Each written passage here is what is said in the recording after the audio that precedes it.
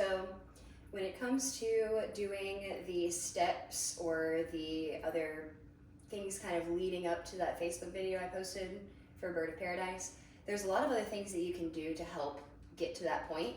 The most important thing when you're working on lifting your leg high like that is hip flexor strength. And your quads and your hip flexors are probably going to shake and wiggle and quiver a lot when you're first working on this. And that just means that the muscles are firing and the nerves are being challenged in a new range of motion. Shaking is not necessarily a bad thing when you are stretching or when you are trying a new exercise. If you've seen the stories that I shared from when I worked out with my friend Michael, my arm was shaking, like twitching like hell, because this arm is not as strong as this one. And that just means that I'm activating the right thing. So if you're shaking a lot, that's normal.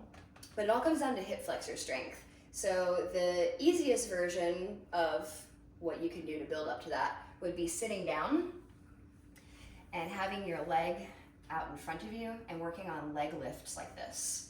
Now you can do it over yoga blocks or over whatever you want, but the higher your leg goes, that's not necessarily the goal. So if you want to make this harder, thank you, sunshine.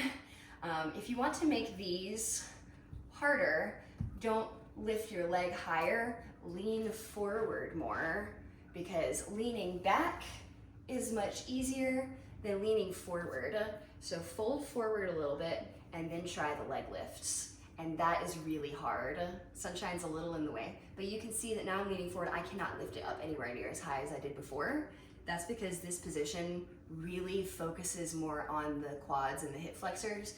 Back here is good too, start here, but this uses your core a little bit. So once this, from the sitting position, is not as challenging, add a little lean forward and lift, okay? That's gonna really make it shake. Now the next thing to do, next variation of that would be doing the same thing but standing and doing your leg lifts here while standing.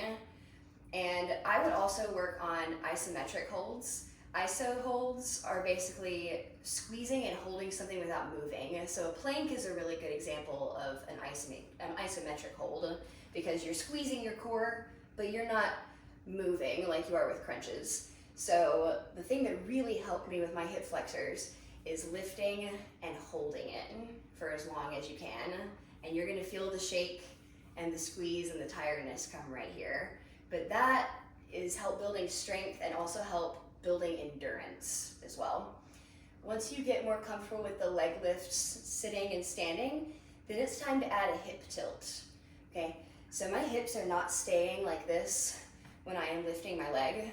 You can kind of see, let me turn to the side more so you can see it. But if I keep my hips level like this, I cannot lift my leg any higher than that. So we'll switch to the other side because this is my good side. If you add a hip tilt like this, that's gonna help you get your leg all the way up in the air. So I would still practice them standing up, but then also when you're ready, think about more of a tilt in dance. You've probably seen people do that on Instagram and stuff like that, but a dance tilt is when you are turning your standing leg more in an external rotation, tilting your hips and getting your knee up really high and extending like this.